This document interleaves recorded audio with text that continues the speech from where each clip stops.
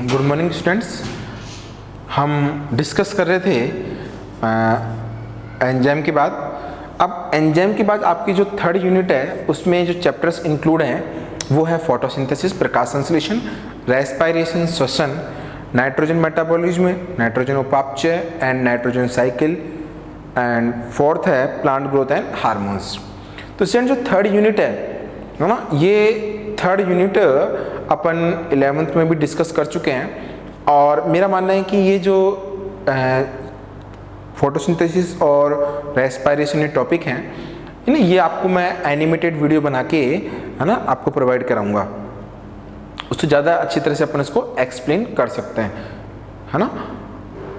अपन जो आज topic important जो टॉपिक है बायोटेक्नोलॉजी है ना, अगर सिलेबस में कोई पार्ट कम भी किया गया तो आई श्योर है ना ये टॉपिक नहीं हटाया जाएगा, क्योंकि ये 12th में एनसीईआरटी का पार्ट है और बहुत इंपॉर्टेंट पार्ट है नीट की दृष्टि से भी, है ना। ये जो बायोटेक्नोलॉजी पार्ट है ये बहुत इंपॉर्टेंस रखता है ना, एडवांस लेवल का ये पार्ट है। तो स्टूडेंट्स बायोटेक्नोलॉजी समझने की कोशिश करना। बायो दो वर्ड से मिलकर बना है, बायो या जैव का मतलब यहाँ होता है लाइफ, इसको हिंदी में आप लोग जीवन कह देते हैं, और टेक्नोलॉजी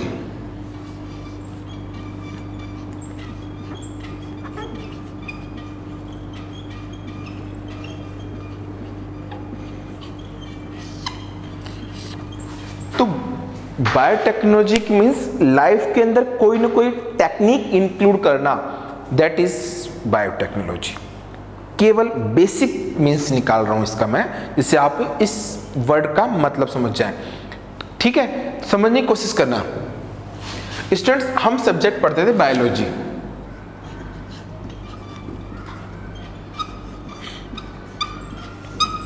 बायोलॉजी में क्या है, कोई भी चाहे प्लांट हो चाहे एनिमल हो, हम क्या डिस्कवर करते थे, क्या स्टडी करते थे, उसकी मॉर्फोलॉजी मतलब एक्सटर्नल जो स्ट्रक्चर है उसके बारे में हम डिस्कस करते थे, उसकी एनाटॉमी, इंटरनल स्ट्रक्चर,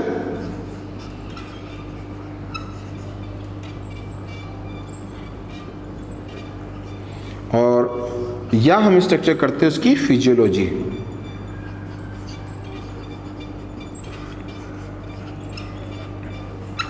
क्लियर। अब उसकी मॉर्फोलॉजी, एनाटॉमी या फिजियोलॉजी में अगर कोई चेंजमेंट है तो मेडिकल साइंस में क्या है, मेडिसिन के थ्रू, सर्जरी के थ्रू इस चीज को क्या है सॉल्व किया जाता। लेकिन अब समय के साथ इसके अंदर एक वर्ड और इंक्लूड कर दिया गया, टेक्नोलॉजी। समझने की कोशिश करना कि क्या स्कोप रखती है।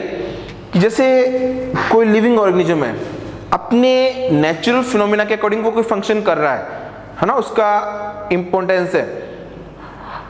अब टेक्निक कहती है कि इसके अलावा हम इससे और कौन सा वर्क करवा सकते हैं। जैसे बैक्टीरिया है, बैक्टीरिया अपना काम कर रहा है, लेकिन आज बैक्टीरिया का यूज कई लेवल पे इंडस्ट्री जो आपके डेयरी इंडस्ट्री है उसके अंदर हो रहा है, आपकी जो वैक्सीन इंडस्ट्री है, मेडिसिन इंडस्ट्री है उसके अंदर हो रहा है, वेस्ट जो वाटर ट्रीटमेंट है वहाँ पर उसका यूज हो रहा है। तो आप एक लिविंग फॉर्म को कई स्कोप में क्या कर रहे हैं, यूज कर रहे हैं, है ना। तो ये होती है टेक्नोलॉजी। तो आप लाइफ को थोड़ा सा मॉडिफाइड करके आप उसको किसी अदर वर्क में काम ले रहे हो, है ना, कि भाई ये काम करती है, इसके अलावा हमसे और कोई काम क्या करवा सकते हैं। तो उसके जो जेनेटिक स्ट्रक्चर है, जेनेटिक जो मटेरियल है उसमें कोई चेंजमेंट करके आपने उसको मॉडिफाइड कर दिया, है ना, टेक्नोलॉजी ऐड कर दी, तो इसको अपन बोलते हैं बायोटेक्नोलॉजी। क्लियर। तो वास्तव में हम क्या है, लाइफ में टेक्नोलॉजी ऐड करके, है ना, क्या करते हैं, जो माइक्रोब्स हैं, प्लांट हैं, जो एनिमल सेल्स हैं, है ना, उसके कई एडवांटेज क्या हैं हम लेते हैं।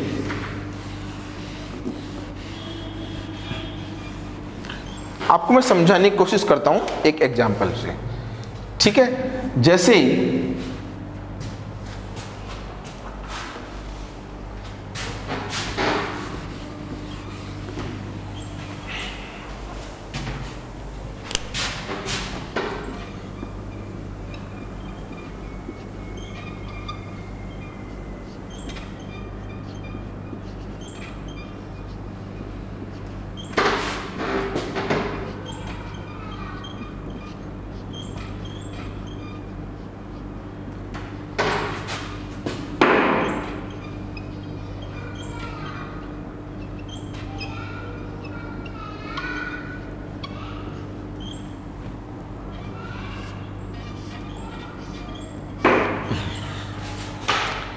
देखो सीखने की कोशिश करना। ये एक बैक्टीरियल सेल है। अभी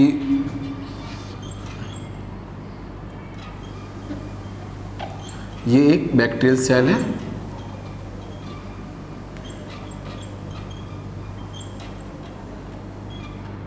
आप लोगों को बक्सा नहीं लगे इसलिए थोड़ा सा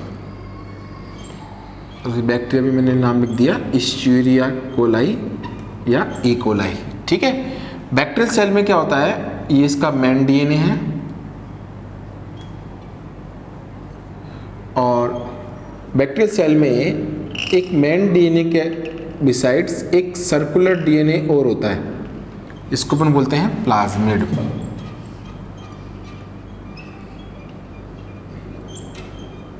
बेटा ये वर्ड अब याद रखना, प्लाज्मिड है ना, आपके प्रैक्टिकल में भी है और बहुत ही इंपॉर्टेंट चीज़ है ये प्लाज्मिड। क्या है, बैक्टीरियल सेल में मेन डीएनए के बिसाइड्स एक सर्कुलर नेक्ड सर्कुलर डीएनए मिलता है, उसे अपन को बोलते हैं प्लाज्मिड। सर्कुलर दिख रहा है, नेक्ड का मतलब होता है इसमें हिस्टोन प्रोटीन नहीं पाई जाती। हिस्टोन प्रोटीन क्या होती है ये अपन डिस्कस करेंगे। इसका क्या है, मेन डीएनए है, ये लिखने की जरूरत है। अब एक बात सुनना, जो डायबिटीज के पेशेंट हमारे अंदर क्या होता है कि हमारे जो पैनक्रिया है उसकी बीटा सेल है ना, वो एक हार्मोन सीक्रेट करती है इंसुलिन।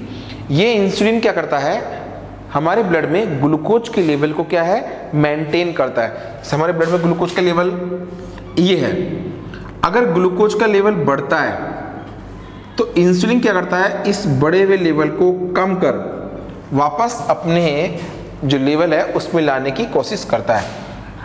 अगर आपके ब्लड में ग्लूकोज का लेवल कम हो रहा है तो इंसुलिन इसको वापस बढ़ाकर आपके ब्लड में ग्लूकोज के लेवल को मेंटेन करने की कोशिश करता है। बढ़ रहा है तो कम करके, कम हो रहा है तो बढ़ा करके। अब ये ऐसे कैसे कर पाता है, देखिए सुनो, अगर आपने खाना खाया, एक्सेस क्वांटिटी में आपने खाना खाया तो आपके ब्लड में एक्सेस क्वांटिटी में ग्लूकोज जाएगा, अपनी बात कर रहे हैं। तो एक्सेस ग्लूकोज को ये इंसुलिन क्या करता है, हमारे लीवर के अंदर किस में कन्वर्ट कर देता है, ग्लाइकोजन में।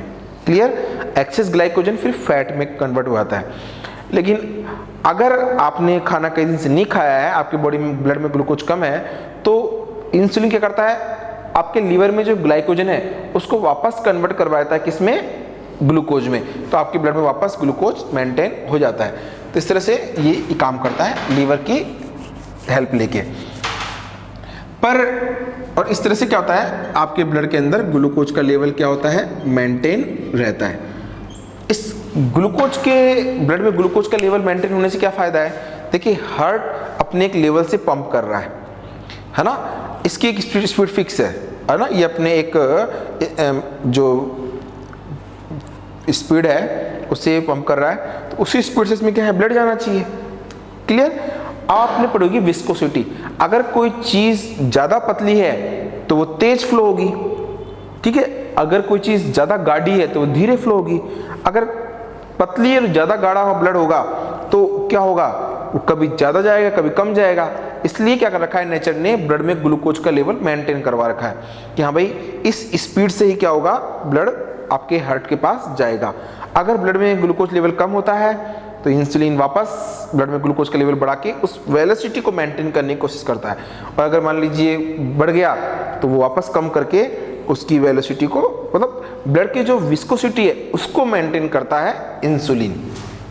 क्लियर, लेकिन जो डायबिटीज के पेशेंट्स हैं उनके अंदर ये इंसुलिन हार्मोन नहीं बन पाता, तो क्या होता है कि खाना खाते उनके ब्लड में शुगर की क्वांटिटी बढ़ जाती है, कभी अचानक शुगर की क्वांटिटी कम हो जाती है, उनको टाइम पे खाना चाहिए है ना, उनका बीपी जो शुगर है जो लेवल वो कम हो जाता है। तो ये सब इंसुलिन के लिए होता है। तो पहले क्या करते थे कि इस इंसुलिन की पूर्ति के लिए जो आपके पिग है, पिग के पैनक्रियास से इंसुलिन आइसोलेट किया जाता था और उसके इंजेक्शन लगाए जाते थे पेट के अंदर। आजकल पैरों में लगाने लग गए है ना, आजकल तो पहले की बात बता रहा हूँ कि उस पिग से तो कई इथिकल इश्यू थे जिसके कारण लोग इसको लगवाना पसंद नहीं करते थे। लेकिन अब इंसुलिन कैसे लिया जा रहा है वो सुनना टेक्निक। भाई इधर आप देख रहे हैं ना, देखो बायोटेक्नोलॉजी का मतलब समझाने के लिए मैं आपको पूरी प्रोसेस समझा रहा हूँ। ये ई कोलाई है ना, ये अभी इंसुलिन का प्रोडक्शन नहीं कर रहा है ना, ये एक सिंपल लाइफ है। अब होता क्या है समझने की कोशिश करना।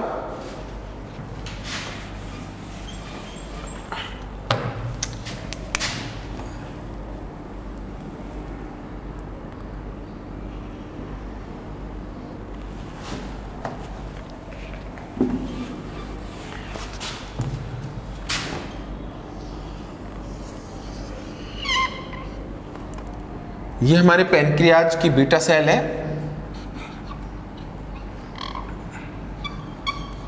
और मान लीजिए ये डीएनए है। न्यूक्लियस भी बनाया था और आप कहेंगे सर इसमें आपने न्यूक्लियस नहीं बनाया।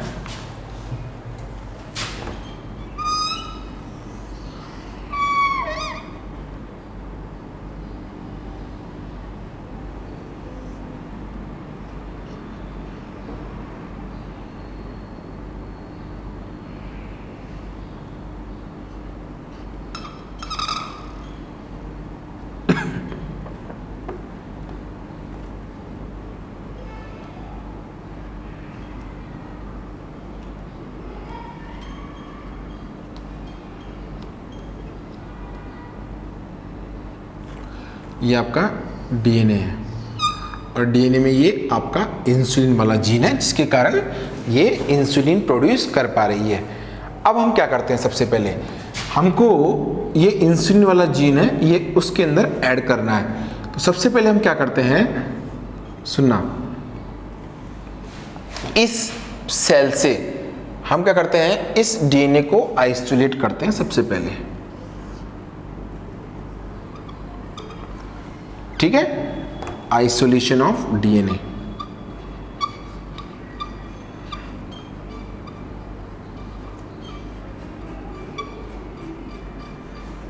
क्लियर? कैसे करते हैं सुनना। टेस्ट ट्यूब है, टेस्ट ट्यूब में आपने सेल डाली। अब आपको पता है कि ये सेल मेम्ब्रेन और ये आपके न्यूक्लियर मेम्ब्रेन ये किसकी बनी हुई है, लिपिड एंड प्रोटीन की। तो आप इसमें डाल दें लाइपेज एंड प्रोटीएज एंजाइम। तो जब आप इसमें लाइपेज एंड प्रोटीएज एंजाइम डाल देंगे तो लाइपेज एंड प्रोटीएज एंजाइम डालने के बाद इसकी जो ये मेम्ब्रेन है ये क्या होगी, डिस्ट्रॉय हो जाएगी, डाइजेस्ट हो जाएगी। तो बताओ आपका डीएनए आइसोलेट हो जाएगा या नहीं हो जाएगा, है ना। अगर ये एनिमल सेल की बात की, अगर प्लांट सेल है तो आप सेलुलोज एंजाइम डाल दें, उसकी सेल वॉल डाइजेस्ट हो जाएगी। फंजाई की सेल है, फंगस सेल है, उसकी सेल वॉल किसकी बनी होती है, काइटिन की। उसके ऊपर आप काइटिनेज एंजाइम डाल दें तो क्या होगा, उसकी जो मेम्ब्रेन है, सेल मेम्ब्रेन है, वो सेल वॉल है, वो क्या होगी, डाइजेस्ट हो जाएगी।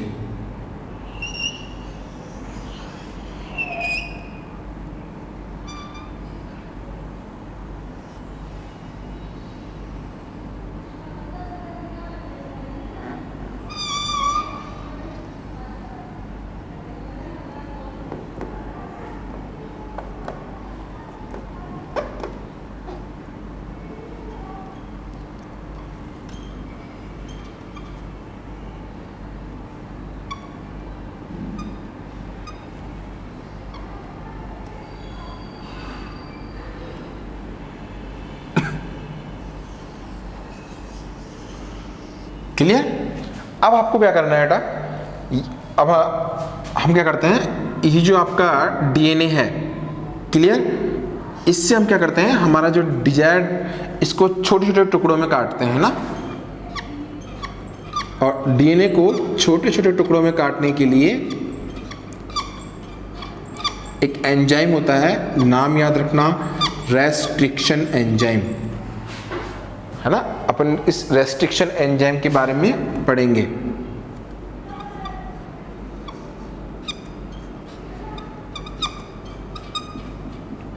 और किस एंजाइम से, रेस्ट्रिक्शन एंजाइम। रेस्ट्रिक्शन एंजाइम दो टाइप का होता है, restriction exonuclease, restriction endonuclease. Clear? Restriction, अब वो अपन इसके बारे में थोड़ा बाद में पढ़ेंगे, है ना। एंजाइम से अपन ने काट लिया, तो आपके डीएनए के कई सारे आपके पार्ट मिल गए कई, और इसमें आपका जो डिजायर्ड डीएनए पार्ट है ये है। आपको इसको क्या करना है, आइसोलेट करना है, मतलब आपको, और इसके लिए हम एक प्रोसेस काम में लेते हैं, इसको बोलते हैं जेल इलेक्ट्रोफोरेसिस।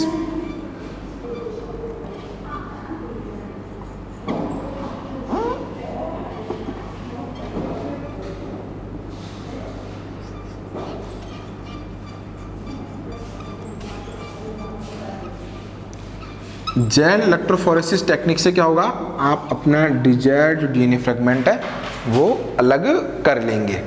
क्लियर। अब आपको क्या करना है, इस बैक्टीरियल सेल से इस प्लाज्मिड को अलग करना है। क्लियर। कैसे करेंगे, बैक्टीरियल सेल के ऊपर आप इसकी जो सेल मेम्ब्रेन है इसको डाइजेस्ट करने वाला एंजाइम जो भी है, प्रोटीज, लाइपेज, आप डाल दीजिए तो डाइजेस्ट हो जाएगी, है ना। क्लियर। अब एक बात, आपने जिस एंजाइम से, रेस्ट्रिक्शन एंजाइम से इसको काटा है, उसी रेस्ट्रिक्शन एंजाइम से आप इसको भी कट करिए।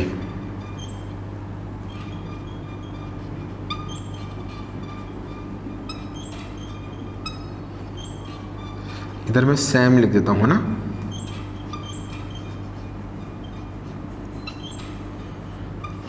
और सैम रेस्ट्रिक्शन एंजाइम से आपने इसको कट करा, ये कर दिया कट। और कट करने के बाद अगली स्टेप क्या है, आपने इन दोनों को जोड़ दिया।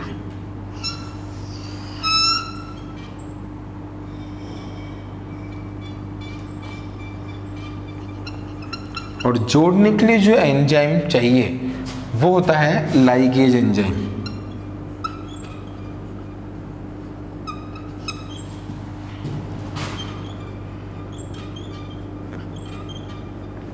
बेटा ये जो डीएनए कहलाएगा, इंपॉर्टेंट वर्ड, इसको बोलते हैं रिकॉम्बिनेंट डीएनए।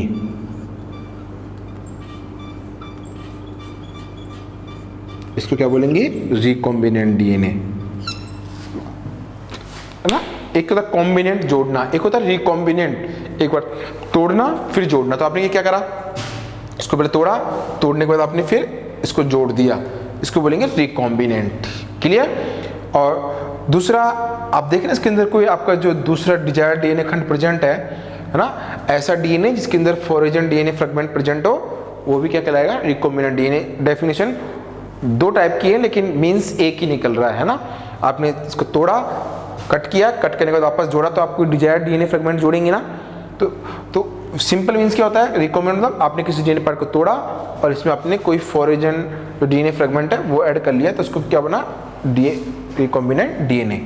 इसके बाद आपने क्या करा कि आपकी जो ये बैक्टीरियल सेल है ना, जो आपने यहाँ से ये निकाली है, इसको देखो, समझने की कोशिश करना थोड़ी सा।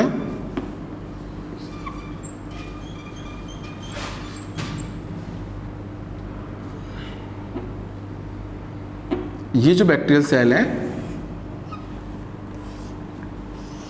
या ऐसी बैक्टीरियल सेल जिसके अंदर आपने प्लाज्मिड निकाल रखा है, क्लियर, वो आपने इसके अंदर क्या कर दिया, ऐड कर दिया।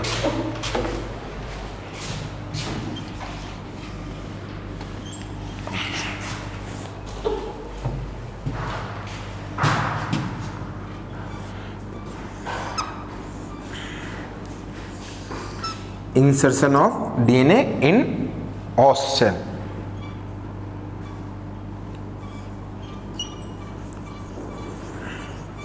आपने क्या करा कि अब इसको आपने इसके अंदर क्या कर दिया, इंक्लूड कर दिया।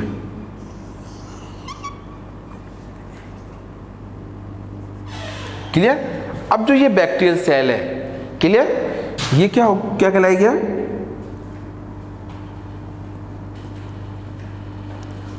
Transform sales. क्या कहलाएगी, ट्रांसफॉर्म्स, क्योंकि अभी इसमें क्या हो गया, इसमें एक फोरेजन डीएनए फ्रेगमेंट आ गया। क्लियर। अब एक बात समझ की कोशिश करना, इसके अंदर आपका, इस बैक्टीरियल सेल के अंदर आपका जो डिजायर डीएनए फ्रेगमेंट है वो आया ही नहीं आया। इसके अंदर डिजायर डीएनए फ्रेगमेंट आ गया, इंसुलिन वाला जीन आ गया, तो बताओ अब ये इंसुलिन का प्रोडक्शन करेगी नहीं करेगी, जाहिर तौर पे करेगी। क्लियर। अब ये तो एक तरीके बताओ, क्या ये यहाँ पर इंसुलिन का प्रोडक्शन कर रही थी क्या? नहीं कर रही थी। आपने इतनी सारी टेक्निक ऐड करी और अब इसको कैपेबल बना दिया, किसके लिए? इंसुलिन प्रोडक्शन के लिए। तो बताओ, यही तो मैं आपको सिखाना चाह रहा हूँ कि बायोटेक्नोलॉजी आपके एक नई ब्रांच के रूप में क्या है? इस्टेब्लिश्ड है ना। ऐसे डीएनए को काटना और जोड़ना, ये जो कहलाती है जेनेटिक इंजीनियरिंग, है ना। जेनेटिक इंजीनियरिंग, ये सब चीजें, बायोटेक्नोलॉजी तो चलो एक स्कोप है, लेकिन ये जो डीएनए को कट करना, नया डीएनए डालना, ये जेनेटिक इंजीनियरिंग के अंदर आता है, जिसके अंदर डीएनए को की हेर फेर की जाती है। एक चीज और, यहाँ पर एक टेक्निक और बहुत जरूरी होती है, वो है स्टरलाइजेशन मेथड। बेटा, आप जितने भी इंस्ट्रूमेंट यहाँ पर काम में ले रहे हैं, क्लियर, वो सब स्टेलाइज होने चाहिए, क्योंकि अगर उसमें जरा सा भी माइक्रोब्स प्रेजेंट हुआ तो वो आपके एक्सपेरिमेंट को डिस्टर्ब कर देगा, खराब कर देगा, है ना। मैंने उसमें कई बार इसको टिश्यू कल्चर के अंदर मैंने कई बार एक्सपेरिमेंट करके देखा, लेकिन हर बार कहीं ना कहीं से माइक्रोब घुस जाता है। लेकिन मैंने बहुत सेफ्टी से यूज करा, लेकिन लास्ट में रिजल्ट नहीं निकल पाते। तो एक तरीके से इसमें बहुत इंपॉर्टेंट मेथड कौन सा होता है? स्टेलाइजेशन मेथड, जहां पर आपको इन चीजों का ध्यान रखना पड़ता है कि कहीं भी आपके कोई भी बैक्टीरियल सेल इसके अंदर क्या है? इंक्लूड नहीं हो पाए। तो अब ठीक है, आपके पास एक सेल में आपने करा, ठीक है, आपने एक सेल के अंदर अगर इंसुलिन ऐड करा दिया, तो ज्यादा ज्यादा क्या होगा? ये एक ड्रॉप कंसिडर कर रहे हैं, एक ड्रॉप इंसुलिन बना रही है। लेकिन आपने बैक्टीरियल सेल के फिनोमिना पढ़ी है कि ये 1 मिनट में अपनी 1000 कॉपी तैयार कर लेती है। तो अब हम यहाँ पर क्या कराएंगे? टिश्यू कल्चर कराएंगे। एक सिंगल सेल है, तो अब हम इसका क्या कराएंगे? टिश्यू कल्चर कराएंगे। क्लियर? इसका हम कराते हैं टिश्यू कल्चर। टिश्यू कल्चर कराएंगे तो क्या होगा? मैं फिर कह रहा हूं, टिश्यू कल्चर कराना ठीक है, पढ़ने में तो बहुत इजी प्रोसेस है, लेकिन जब इन चीजों को प्रैक्टिकल अप्लाई किया जाता है ना, बहुत डिफिकल्टीज क्रिएट होती हैं, बहुत डिफिकल्टीज, है ना। अलग से एक टिश्यू कल्चर लैब बनाई जाती है, जहां पर आउटर जो एयर है वो अंदर नहीं आ पाती है ना। इस आप जब अंदर आते हैं तो आपको उस रूम को स्लाइस करना पड़ता है, आपको अपने अलग से ड्रेस पहन के जानी पड़ती है, जिससे कोई बैक्टीरिया आपके, है ना, आजकल आप लोग पीपी किट पहनते हैं ना, उस तरह की पहन के जानी पड़ती है। आपके माउथ पे जो है मास्क लगाना पड़ता है, आपके हाथों को स्लाइस करना पड़ता है ना। उसके बावजूद भी, है ना, लेमिनार फ्लो पढ़ेंगे अपन, मैं आपको बताऊंगा लेमिनार फ्लो, कुछ ऐसे इंस्ट्रूमेंट होते हैं। एक मैं एनिमेटेड वीडियो बनाऊंगा, उसके अंदर मैं इन सब चीज़ों को इंक्लूड करूंगा, क्योंकि अपने प्रैक्टिकल में भी है। ये टिश्यू कल्चर है, इसके अंदर आपने जो कल्चर मीडियम रख लिया, कल्चर मीडियम जो बैक्टीरियल को न्यूट्रिएंट के फॉर्म में चाहिए, तो आपने इसमें एक सेल रख ली। क्लियर? अब समय के साथ क्या होगा? ये सेल अपनी कॉपी करती हुई जाएगी और कई सारी सेल बना लेगी। ये तो प्रैक्टिकल लेवल पे है। इंडस्ट्रियल लेवल पे बायोरिएक्टर का यूज किया जाता है, यहाँ पर बड़े बड़े, है ना, कंटेनर यूज किए जाते हैं। मतलब प्रैक्टिकल लेवल पे बात कर रहे हैं अपन, सीखेंगे सारी चीजें। और बाद में ये क्या करेगी? इंसुलिन बना लेगी। अब यहां से हम जो इंसुलिन निकाल रहे हैं,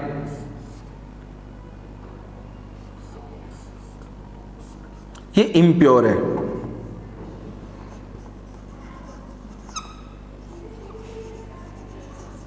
इसमें कुछ होता है, बैक्टीरिया के पार्ट प्रेजेंट है, फॉर्म प्रेजेंट है, कल्चर मीडिया का पार्ट प्रेजेंट है, तो हम इसको प्योर करेंगे। इसको बोलते हैं डाउन स्ट्रीम प्रोसेसिंग। और आपके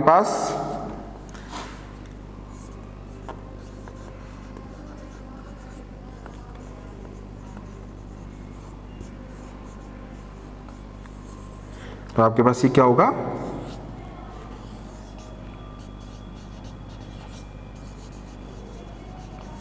प्योर इंसुलिन आ जाएगा। क्लियर? तो मैं आपको सिखा रहा था, क्या सिखा रहा था मैं आपको, कि इस तरह से क्या है, आपने एक बैक्टीरियल सेल को इंसुलिन प्रोडक्शन में कैपेबल बना लिया, तो आपने क्या है, टेक्निक यूज कर ली। तो स्टूडेंट्स, इस चैप्टर के अंदर, है ना, जो बायोटेक्नोलॉजी के आपके 3 चैप्टर हैं। तो फर्स्ट में तो हम बेसिक इंट्रोडक्शन पढ़ेंगे, है ना, आप पढ़ना, थोड़े से नोट्स अपन उसके तैयार कर लेंगे। उसके अगले चैप्टर है उसके अंदर हम टेक्निक्स पढ़ेंगे, है ना, तो है ना, तो वो सब इसी पे बेस्ड है। आप ये डायग्राम बना लें एक बार, है ना।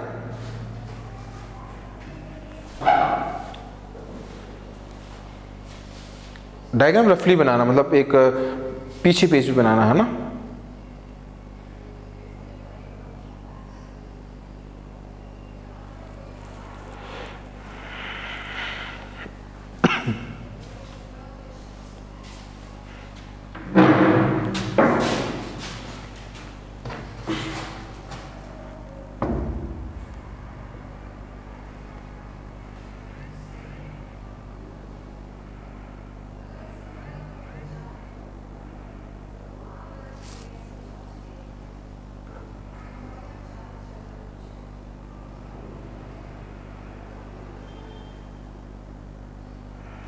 लेसन नंबर 14,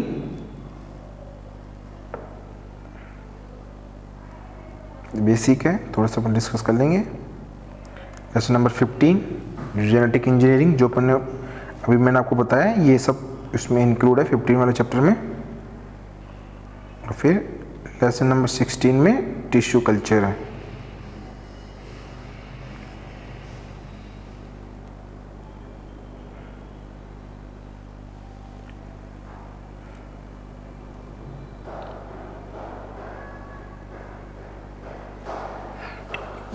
बेटा मेरे कहने का मतलब ये है कि ये जो प्रोसेस है ना, ये आपके समझ में आ जानी चाहिए। अगर आपको ये समझ में है तो फिर मैं आपको हर जो टॉपिक आ रहा है ना, उसको आपको बहुत अच्छी तरह क्लियर कर पाऊंगा। जैसे ये है, ये जो चीज़ है ना, ये आपके लेसन नंबर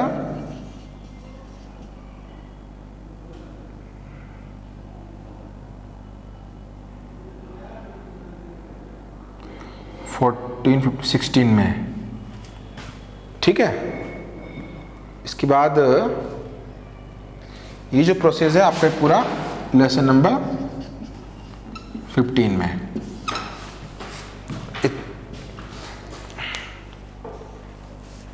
एक बार इसको बना लिया, फिर अपन इसको डीपली स्टडी करेंगे।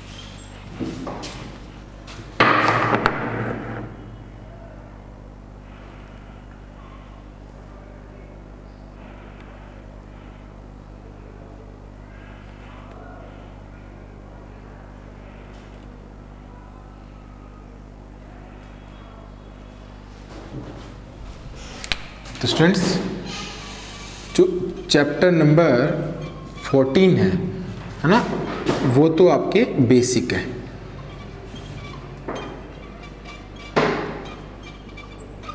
वो तो आपके क्या है, बेसिक, क्लियर। और जो चैप्टर नंबर 15 है, अभी अपन ने जो भी टेक्निक्स एक बार डिस्कस करी है ना, जिसको मैंने कहा था जेनेटिक इंजीनियरिंग, है ना।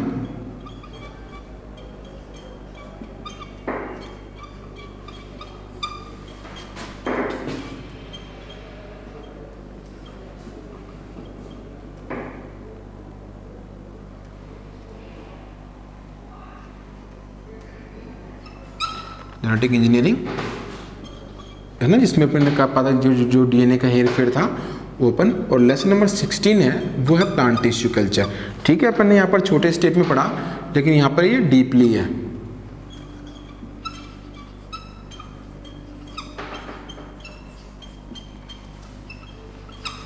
क्लियर? तो अपन इन 4 चैप्टर में अपन ने जो टेक्निक अभी डिस्कस करी है वो सारी इनके अंदर क्या है, मेनली इंक्लूड है ना। एनसीईआरटी के अंदर जो आपके सीबीएसई के अंदर है वो बेसिक इसी फिनोमेना पे अप्लाई है, लेकिन इसमें कुछ टॉपिक बाय टॉपिक दे रखा है, तो हम इसके अकॉर्डिंग पढ़ने की कोशिश करेंगे, जिससे क्या होगा। लेकिन आपको ये जो बेस मैंने आज बताया है ना, जो आपने बनाया, ये आपको जरूर याद रखना है, तभी आपके सारे कॉन्सेप्ट क्या होंगे, क्लियर हो पाएंगे।